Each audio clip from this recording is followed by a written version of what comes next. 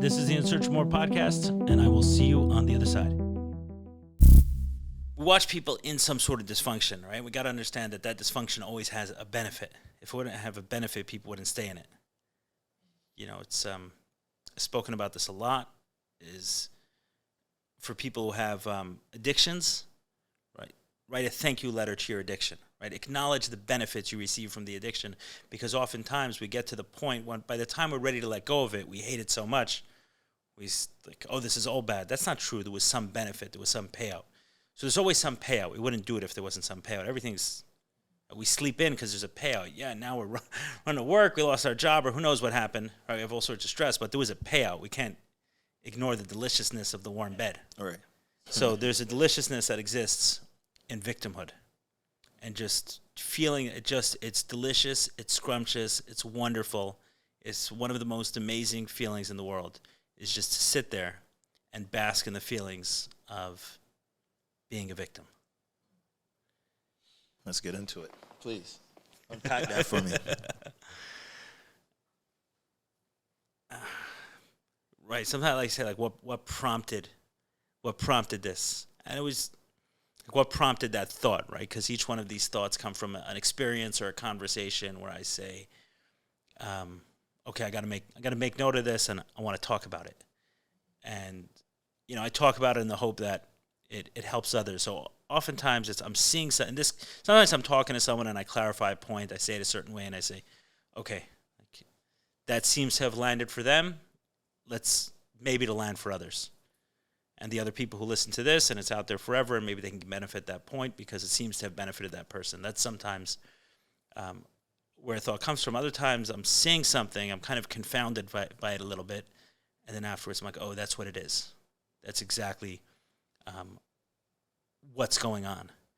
And in this case, it was seeing someone in a situation where they said the words that they wanted help, but nothing changed for years. Okay, so like, what is the benefit of this? Like, why do you continue to stay in this space that you yourself said you don't want to stay in anymore? What is it? What is going on? And seeing that a few different times in a short period and saying, like, wow, there's just a deliciousness to victimhood. And giving that up is hard because it's getting out of bed on a freezing cold morning and stepping outside. And yeah, we all want to do it. We all want to start our day. I want to start our life. But acknowledging how wonderful that is. Because the reason I'm saying this, because when you hear the words, it doesn't sound like it. Mm-hmm. Someone's crying about all the bad that has, woe is me, this is so awful, this is what happened to me, this is what someone did to me, and because of this, my life is screwed, and blah, blah, blah, blah, blah, blah, blah, all of that stuff. So it sounds like someone complaining and someone who wants to be over it. And you're still saying the same thing. It's years later. You've divorced that guy 8 years ago. You can move on in 8 years. Like, it takes 9 months to create a baby. A new life can be born. You've had 8 years. So much could have accomplished between now and then. I mean, where were you 8 years ago? Right? Like, a lot can be done. You can completely transform everything about your life in less than 8 years. And this person is still crying about their ex or something like that. Like, what is going on? And it's that it tastes so freaking good. To be able to sit there and wallow in the depths of victimhood just has a deliciousness to it. We got to acknowledge it. But it's time to start our day. Step outside in the freezing cold. Summer will come eventually.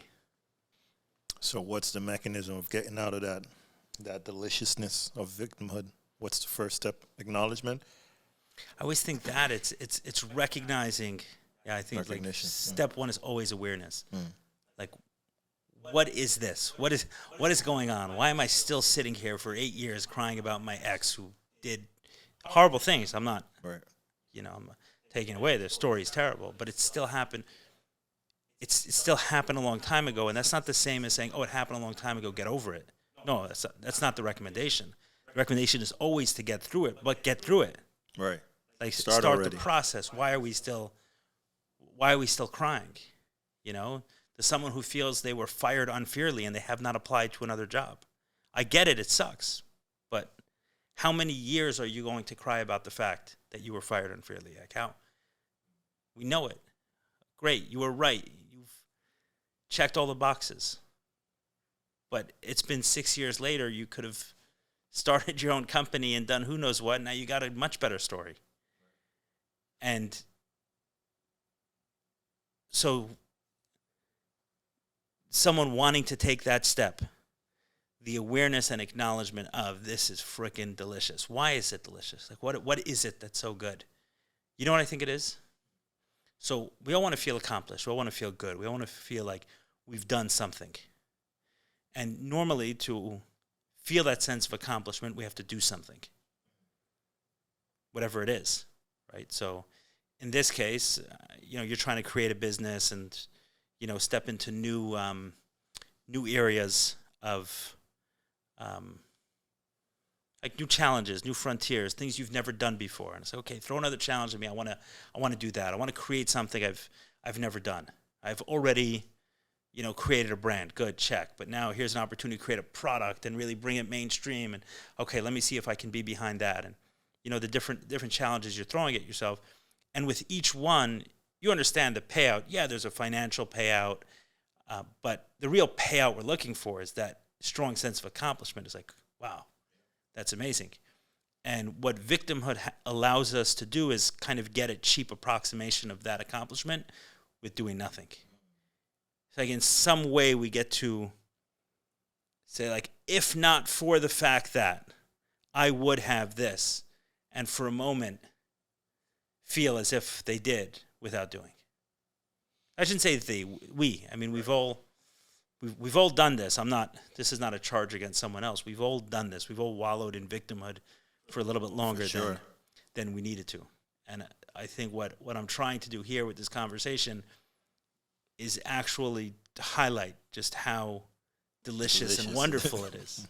So someone can say that, and then they can leave victimhood and grieve it. Like we spoke about that in an episode not too long ago, how growth is grieving, and there's a grieving, and it's grieving. Like that victimhood was delicious. I was able to feel accomplished without accomplishing much, and still feel that sense of accomplishment. And I'm going to grieve that state because it's going to allow me to create a new one. That's I guess the idea of the point of this one. What's coming to mind is I'm going to try to articulate this, but you're usually good at pulling out what I want to say and synthesizing it. But for where does that awareness happen, or when does it happen? Meaning, if with addiction and recovery, you usually hit rock bottom. Like there's usually like this defining moment, if you will, where you're like, okay, this is it. I can't. Victimhood, I would think it's a little harder to recognize that moment. So I guess, have you ever been in that situation where you had that moment of like, okay, I got to start already? Yeah, so let's talk about what addiction is and what it isn't, right? What addiction is just my expression and my manifestation and the manifestation of my dysfunction, right? But my dysfunction is these kind of things like victimhood.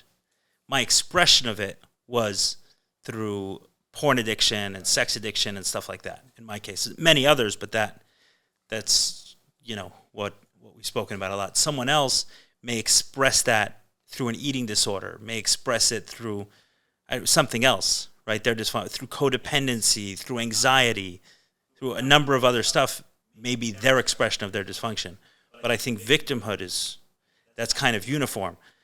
What addiction does, right, when it gets to a certain point, the beauty of it is now it's got your attention. Like, you've woken up on the side of the street again, right?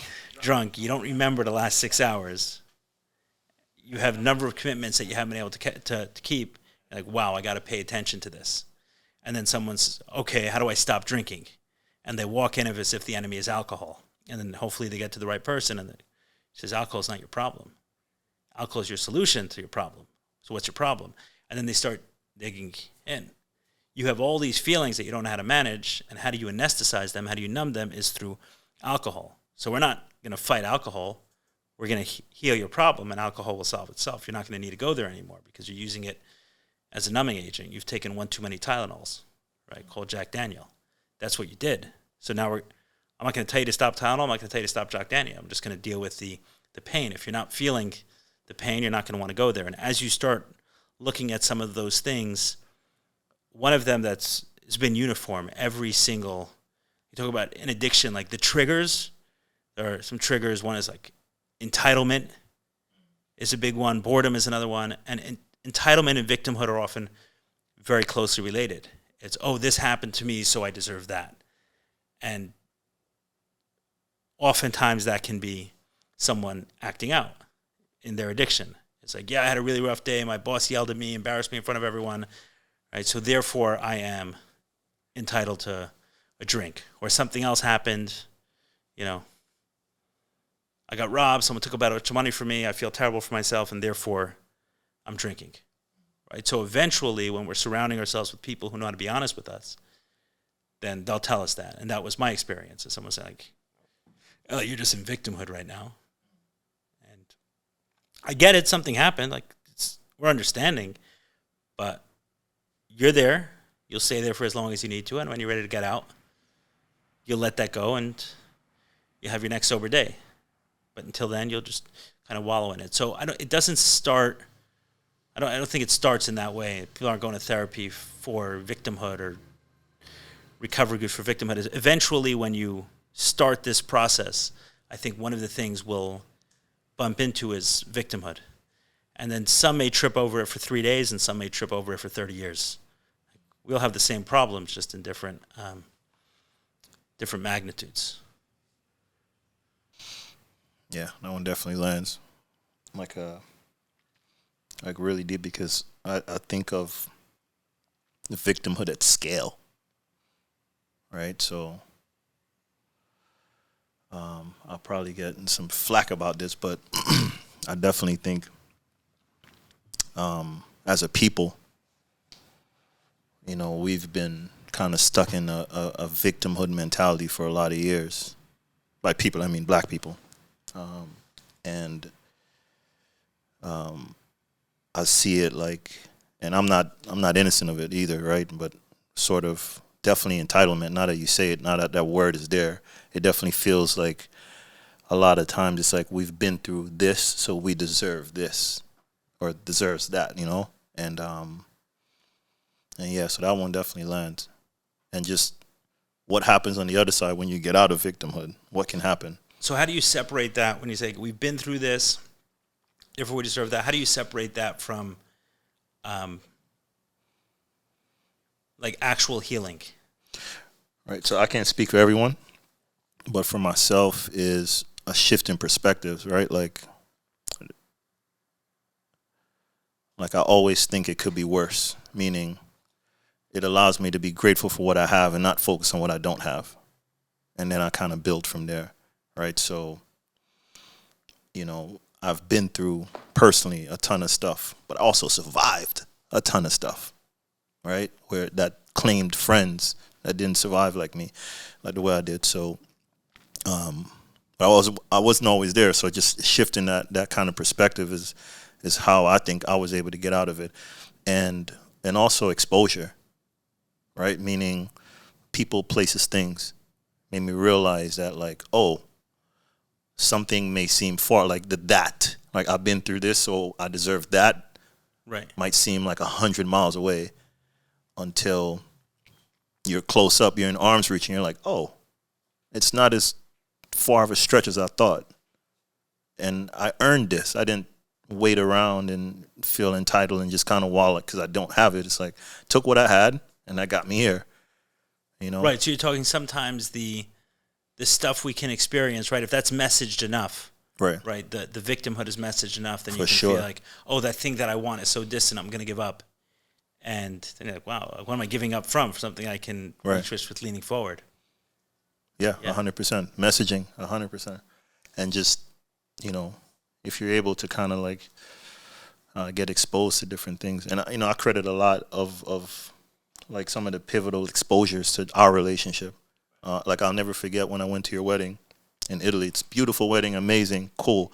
But there was the second night, I was standing on like this little hill, and that's overlooking this amazing.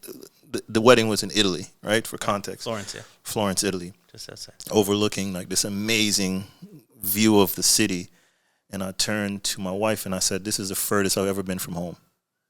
And in that moment, I felt like I can go anywhere now, right? I'm here. I'm getting emotional just thinking about it because I remember that night so vividly. Like, whoa! Like you told me 2 months before. It's like, am I ever gonna get there? Like, you're crazy.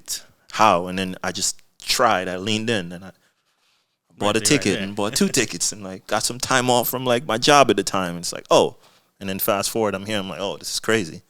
Right. I tell my brother that all the time, that's something he did for me, because growing up, we grew up with, like, in relative poverty around pretty much everyone with poverty, right? That's like everyone we knew was kind of that situation. And here and there was like, these 4 or 5 people were like, oh, those are the rich people, over there. And they just seemed so far away, and what they did and how they did it, and their brain must work different. Right. Everything about them must work so completely different. Then my brother started working, and as a sales guy, and it was a successful sales guy, and he's doing well and making money, and eventually becomes a top sales guy in his company. And I'm like, oh wow, like this is not a million miles away. Right, given to people who have, different brains or different skills or different education than me. This is a guy who grew up. It's on the bottom bunk. right here. Right. Yeah. He was my older brother, and there were some ways I looked up to him, but it was in the realm of possible. And I always tell him that's what he did for me. He made so many things that seemed so far away, it's well within reach. Right, so you're saying that's a kind of victimhood that's not necessarily the deliciousness of it, but it can beat someone down. Right. And it can bring someone's... The bitter aftertaste. Yeah. Right, so that first bite might feel delicious because, going back to that, like, you don't have to do anything in that moment. You don't have to fight for yourself. Then you believe you can't do anything. Yeah, then you... Right. And your kids believe it. But then once you do, you're like, it wasn't... Wasn't that far, yeah. Right, it wasn't necessarily that far. It just fell freaking far because you've accepted some of the programming.